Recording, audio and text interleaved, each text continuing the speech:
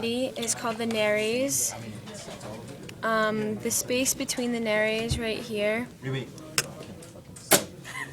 The space between the nares and the nasal concha is called the vestibule. There's 3 pairs of nasal concha. It's here, here, and here. The superior, middle, and inferior. The functions of the nasal concha are to filter the air because the mucous membrane secretes mucus that traps the dust and debris, and also warms the air by spinning it. Then you have grooves in between the nasal concha, which are called meatus. Then behind the nasal concha right here are the internal nares. The boundaries of the nasal cavity are the external nares of the nostrils and the internal nares.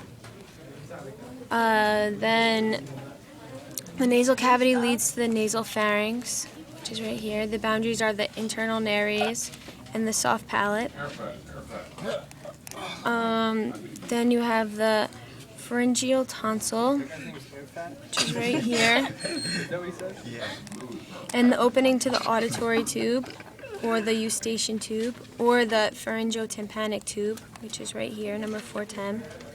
And the auditory tube is short in children, which causes the virus to move up the tube and to the eardrum, which is the tympanic membrane, and it causes otitis media, which is inflammation of the middle ear. Then you move to the oral pharynx, and the boundaries of the oral pharynx are the soft palate and the base of the tongue.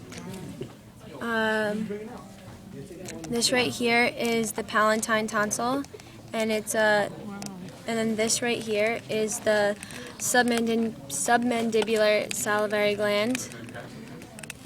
Then from the oral pharynx, you move to the laryngopharynx, which is right here. And it's between the base of the tongue and the trachea. No, and the larynx. You have the epiglottis, which is right here, and it covers the glottis. And on each side of the glottis, are the vocal cords. Actually, they're right here. Then this right here is the trachea. This right here is the thyroid cartilage, and it protects the larynx. Then the back of the larynx has cricoid cartilage right here, which I'm going to go over in a little bit. So then this right here is the trachea. Behind the trachea right here is the esophagus. And this brown muscle right here is the trachealis muscle. And it narrows the airway when it contracts, which makes breathing difficult. Then we have 3 sinuses, and they're cavities in the skull that moisturize the air. This is the frontal sinus. This is the sphenoid sinus. And this is the maxillary sinus. This is also the frontal sinus up here.